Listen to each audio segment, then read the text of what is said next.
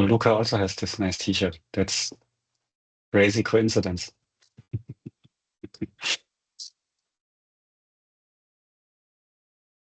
All right. So welcome everybody to the real meeting for 1.126. Today we only have two topics, so it will be a short one.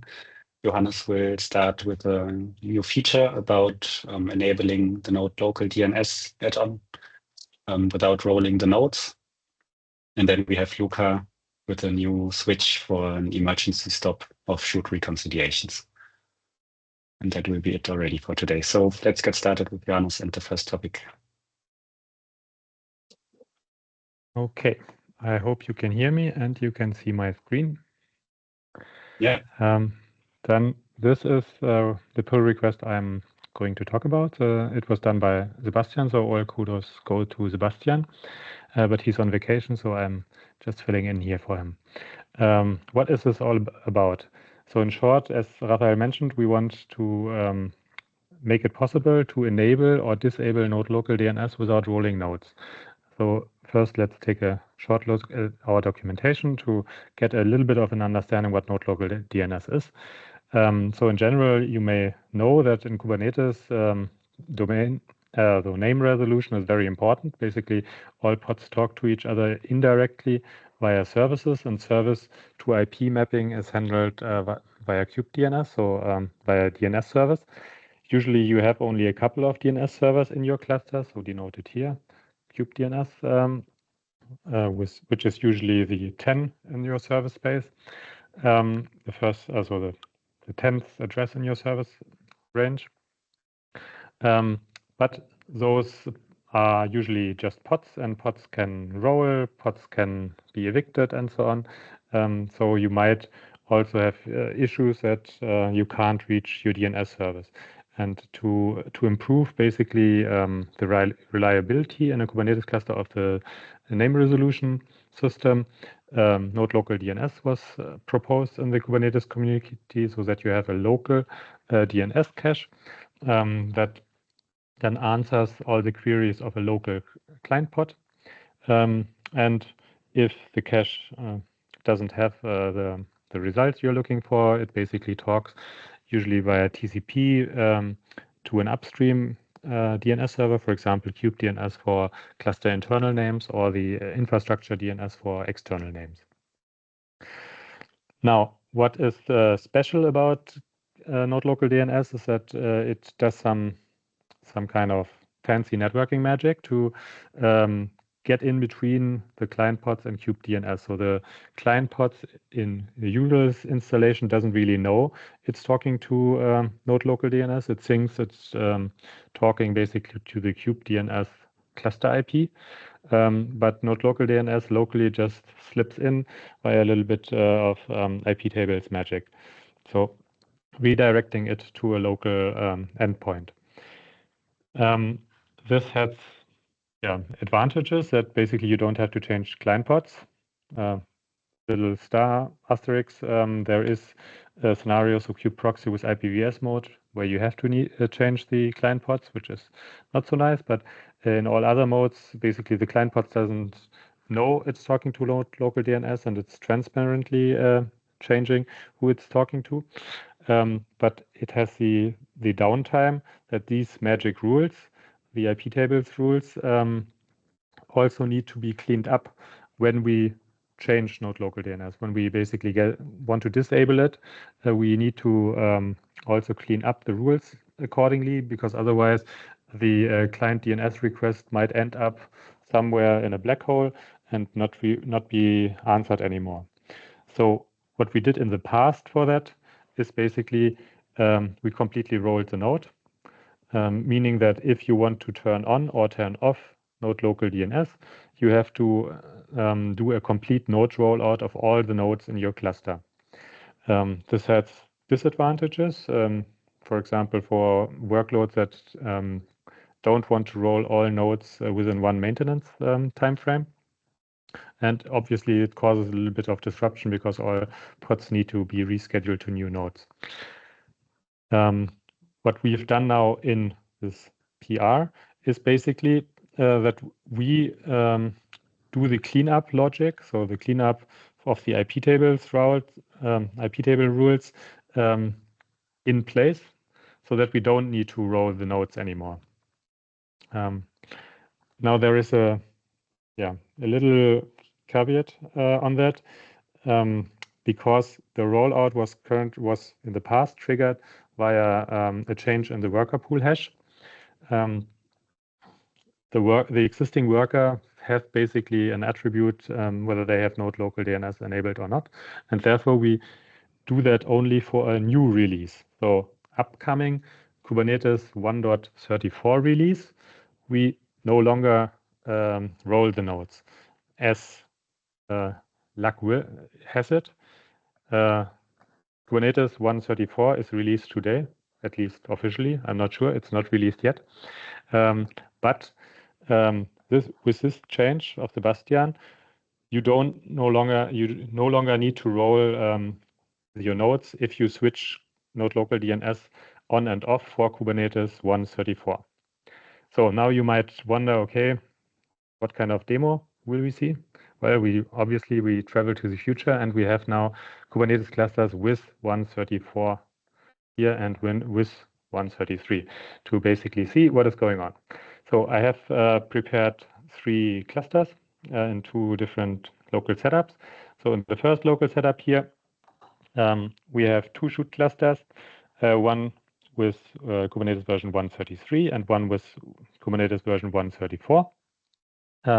They have both node-local-dns enabled, as you can see in the lower left and lower middle part. So on the left side is 1.33, and on the middle part you have 1.34. Node-local-dns is enabled. You see here all the machines.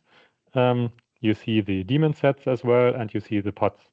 And now you can compare basically what happens, and we are on version 1.26. What happens basically for the different Kubernetes versions. On the left side, we can start by patching our node-local-dns to enabled false, so to disable it.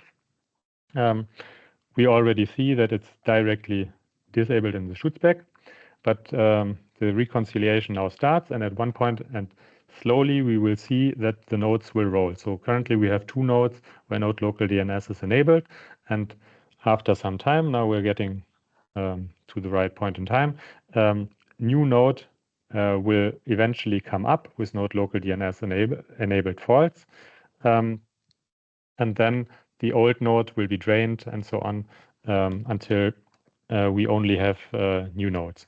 Meanwhile, we can do the same. You can see here now the first node is the first machine is starting up to get added, and now we see already the first node joining. It's not ready yet, but it has the node-local-dns enabled false. And so here on the left side with 1.33, it's rolling as you would expect. If you do the same now on a real 1.34 cluster, which is kind of real, you see again, we switch node-local-dns almost instantaneously. We trigger a reconciliation, obviously. And here the difference is that we will switch the labels quite fast. So you have to take a look here at the labels, and you will also, you might see, because it's fast, also see a cleanup job running. So here you see now the node-local-dns is terminating. We see that this one is false. We see that we run a cleanup job. So we remove the daemon set, we run a cleanup job. And once the cleanup job finished, which is also fairly fast, then we are basically done with disabling node-local-dns. It takes a little bit a while, but here you see the reconcile is already completed. While with the 1.33 case, we are still in the phase we are trying to get rid of our first node, while the first new node is already there. And now the next node for 1.33 is coming up, so we roll the whole story. So you see effectively that it gets a lot faster with this change with 1.34. Now you might ask, okay, what is actually happening if we have a mixed setup? So these were pure clusters with one worker pool with 1.33 or with one worker pool with 1.34. I've also prepared here as mixed setup where you have just one cluster with two worker pools, the new worker pool and the old worker pool. And as you can see, the new worker pool has 134 running, and the old worker pool has 133 running. And here we can do basically the same thing. We can patch. It's again, node-local-dns is currently running, but the same is true in the other direction. So we can patch node-local-dns to be disabled, and now the reconciliation of the shoot cluster starts again.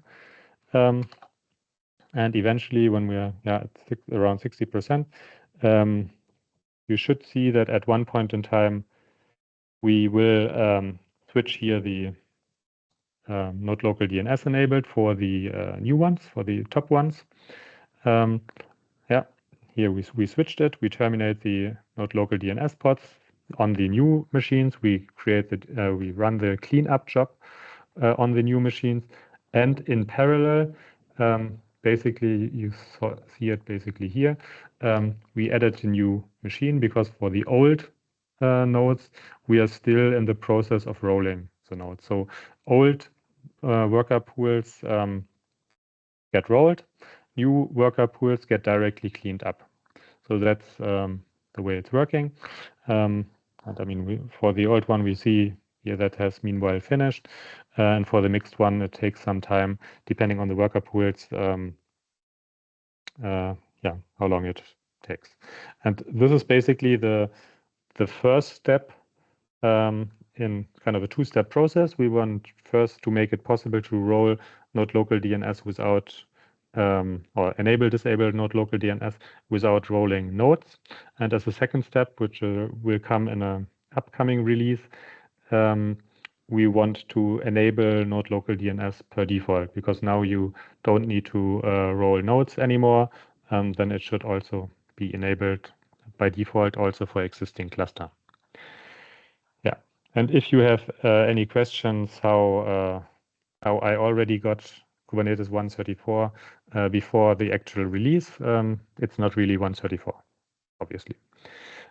It's just a little hack.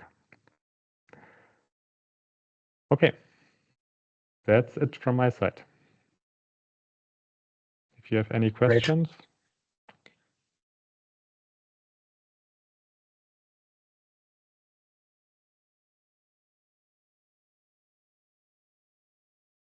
No questions? Johannes? Apparently not. All right. And thanks again for the presentation. And then over to Luca for the emergency stop. Yep. Thank you very much. So I'm going to talk about this PR that got into the release. It's about seed annotations or a seed annotation we introduced to disable reconciliations of shoot objects. And this is especially interesting maybe in case of emergency situations where a faulty update has been applied, is going to be propagated, and we want to stop it to not destroy or break our landscape further. And that's why we added a annotation to add to seed objects, which in fact then blocks further shoot reconciliations for the seeds that are annotated. And there's also a documentation page where you can read maybe the same information up again. And if you like, I can also start showing you what happens if we annotate a seed. I have a very simple setup here, one seed, currently no shoots. And one thing that happens that's also important for information purposes is if we annotate our seed object, we introduced a condition that will appear after some seconds that shows that there's something going on with this seed, namely that no shoots will be reconciled anymore. So if we apply some example shoot now, it would be scheduled to this seed where we disabled the reconciliations. It will not schedule to disabled seed. So if we would have another seed now that's not stopped, the shoot would, if it matches, be scheduled there. But as we only have one seed, it's not scheduled currently. And if we then take away that annotation after the scheduler retries, now it's gone in exponential backoff, but it will retry eventually, and then the shoot will be created. Exactly, there we go. The condition will also disappear after some seconds, exactly. And we will have our shoot. For existing shoots, of course, if then afterwards the annotation is added again, the normal reconciliations would also be blocked and until the annotation is removed again. And especially for emergency situations, this would apply, but it has to be applied carefully and not too long, so that after some reasonable time frame, reconciliations happen again.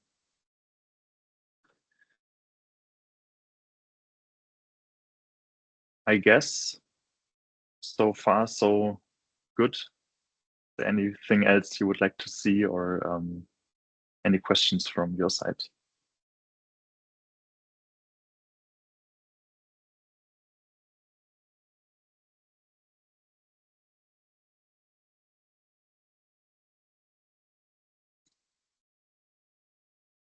No questions today. All right.